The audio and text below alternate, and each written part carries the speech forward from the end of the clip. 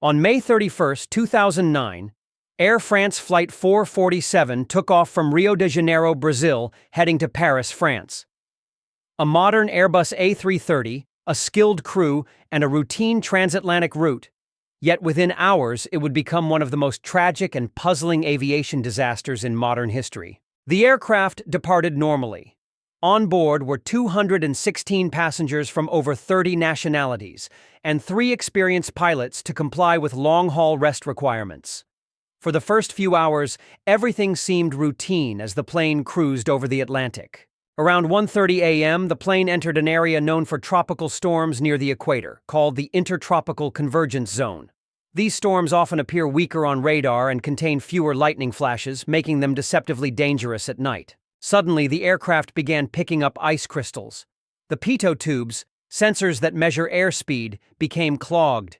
As a result, airspeed data became invalid, the autopilot disengaged, and many flight protections were lost. Now flying manually, the co-pilot pulled the nose up in response to the confusing readings.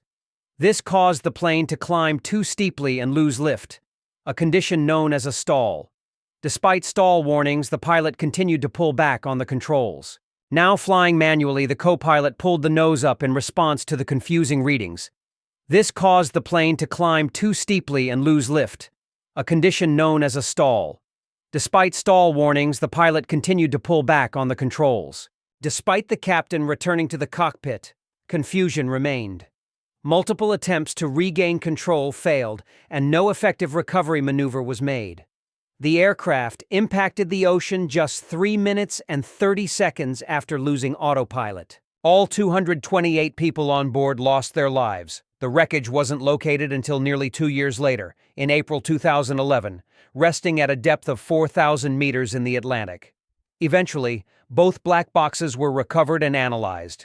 Investigators concluded that the initial trigger was the freezing of pitot tubes, but the crash resulted from poor manual flying, lack of training, and failure to recognize and recover from a stall.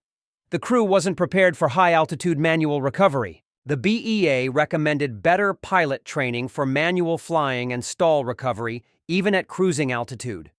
Flight systems were also updated to better inform pilots during data loss scenarios.